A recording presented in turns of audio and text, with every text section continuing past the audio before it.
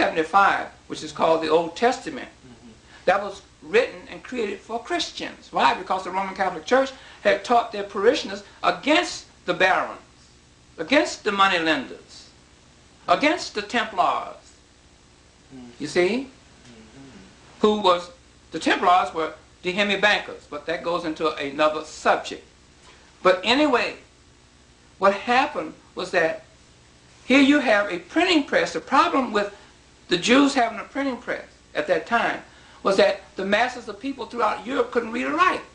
The only people that could read or write were the young boys that was taken into the Roman Catholic Church monetary school system to be taught to be priests. They taught them to read and write. And then the rich monarchs and the kings of Europe had private tutors for their family. But the masses of people couldn't read or write. You see? So what happened is that these Jews who controlled the printing press, after they confiscated from Johannes Gutenberg, who could not pay back the high interest on the loan, they went into the Roman Catholic Church and got one, Martin Luther, out in 1517 to start what is known as a Protestant movement against the Roman Catholic Church and to break up that church, so to speak. And once that was done, the Protestant movement began. Okay? And what the Jews did at that point was to create Protestant Christian schools for the community or for the Europeans. That was beginning, school system began in Germany. Okay? Because, you know, Martin Luther penned or nailed 95 Reformed theses on the church council door in Wittenberg, Germany. So therefore, the school system for the Europeans began there. An organized school system began there.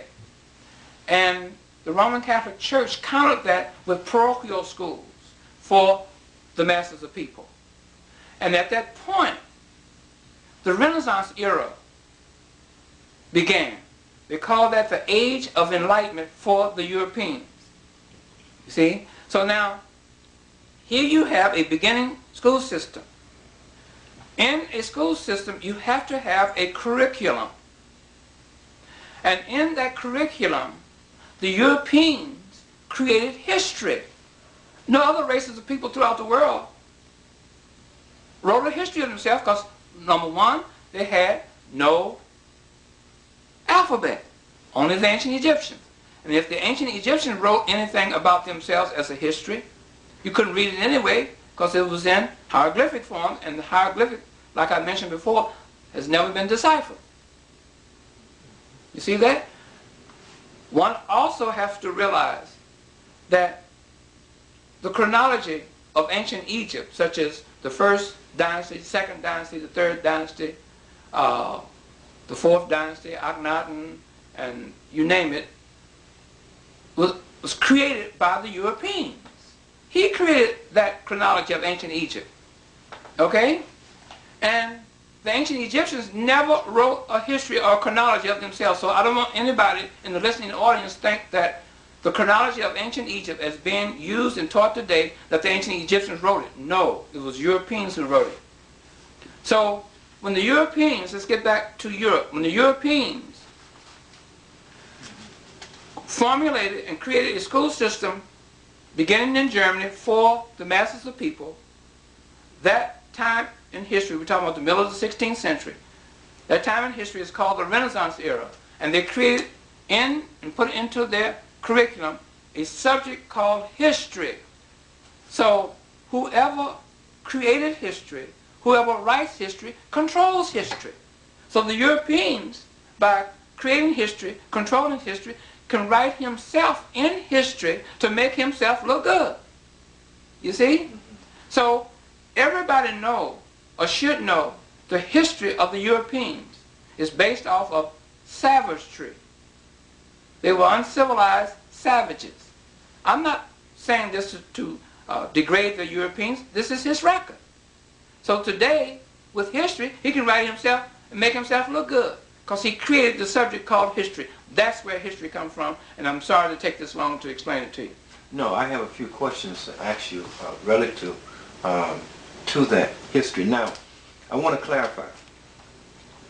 Hebrewism, you're telling me, is not older than Christianity.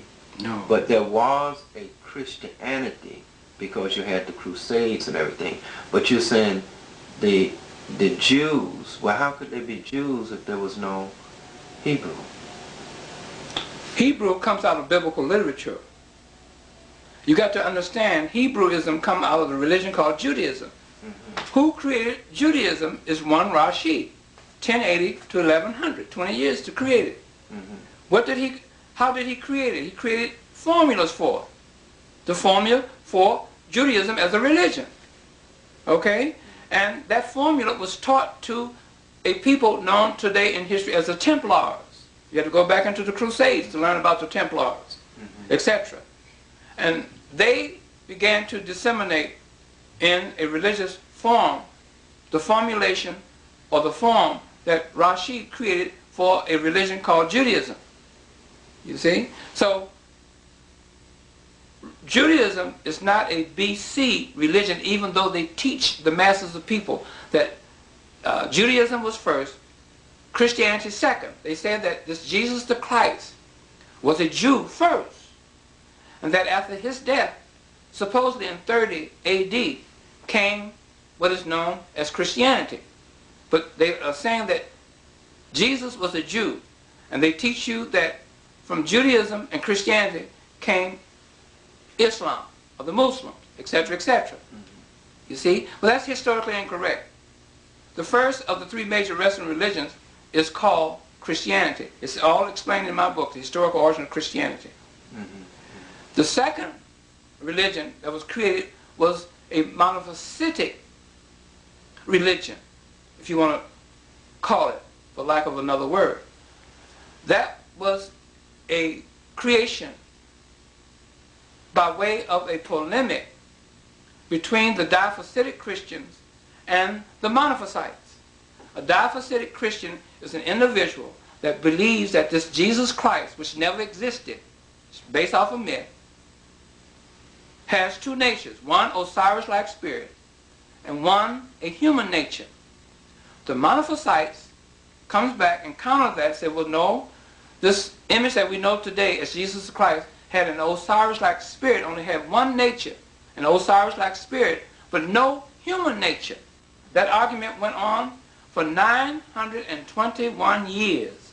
And in my book that I'm about to release, called The Historical Origin of Islam, there's never been a man that ever walked the earth in human form by the name of Prophet Muhammad, will reveal this 921 years of polemic between the diaphysitic Christians and the monophysites. 921 years they fought over whether the image and the object of Christianity, known to us today as Jesus Christ, whether this image had a human nature or not. You see, so I'll walk you through all that history. History, Clemson, is the only subject and the only entity that will give an individual the truth about these various religions. That's the only entity that will give you the nearest truth about religion. If you don't understand history, you will never, ever understand these religions. And the moment that you embrace a religion by way of believing in these religions, by embracing the literature that's connected to these religions, you will never, ever find your way back to your own indwelling personal spirituality that your Creator gave you. You'll be confused for the rest of your life. Maybe in order to understand it a little better, and I do, and I will move on, but I want to exhaust the subject a little better. Christianity. Give us a history of Christianity, and if it didn't have anything to do with Hebrewism, just give us a history and tell us why it didn't have anything to do with Hebrewism. Because, see, it's got to explain it to you. They're trying to take Hebrewism back into BC time. Hebrewism comes out of the Bible.